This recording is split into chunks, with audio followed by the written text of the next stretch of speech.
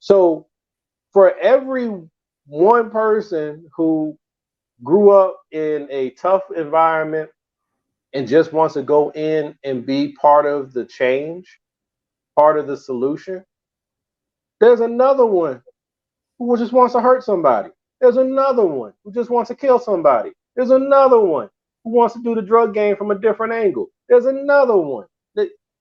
There are I believe the police force is overwhelmingly full of warped, psychopathic, sociopathic personalities. Because if you are that type of person, what other job do you want?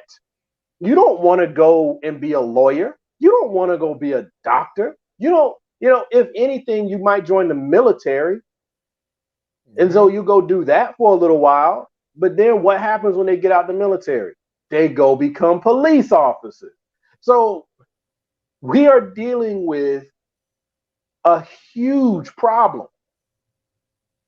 And remember, there was a report that came out back when they had all the issues when Trump was in office, but it wasn't his fault. He just was letting some of the air get out of the stench. But they found out that with special operations teams in the military, high rate of racism and hatred and xenophobia, high levels. These are people who are force multipliers. These are people that we took in, taught how to kill. They have these ideations, then they get out, and then they go become law enforcement. And then you give them military toys. Well, who gets a toy and doesn't want to play with it? Who gets authority and doesn't want to exercise it? Who gets power and doesn't want to reflect it? So yeah, that's what I see when I look at this story. That's why I'm not even mad. I'm just looking at it like I hope more people are starting to pay attention.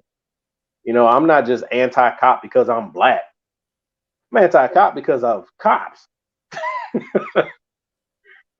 And sorry, I'm running on again, but you had said a moment ago, well, we still need police. Yes, kind of. But we got to be more imaginative in what that is. And to me, that means you're going to have to shut it all down and build it back up.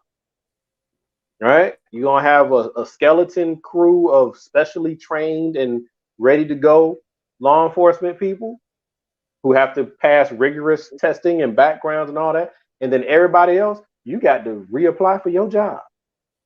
And you might not get it back.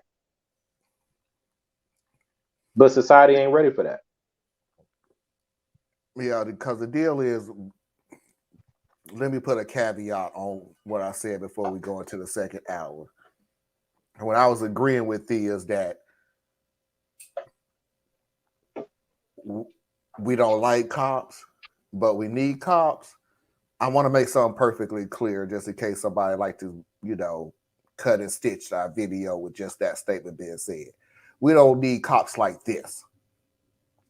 These are the cops we're trying to eliminate, to get rid of, to stay as far away from human society as they possibly can. Like you, sir, should never have any authority over absolutely nothing. Yep, but here's what happens because we don't know what to do with them. So you get rid of them. People got to go somewhere, right? Yep. So you say they can't be a law enforcement. They're too old to go back into the military. So where they going to end up? They're going to become bail bondsmen. They're going to become security guards. They're going to become private security. They're going to become correctional officers.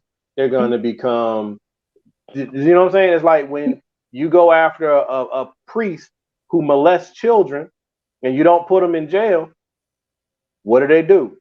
They can't be a priest anymore. So they become a school teacher. They become a mentor or a tutor. They become a musical teacher. They find themselves right back where their chosen prey. So we need to do something, but just understand that we're going to be moving deck chairs because they're going to go You're gonna squeeze it, and it's gonna go into another place.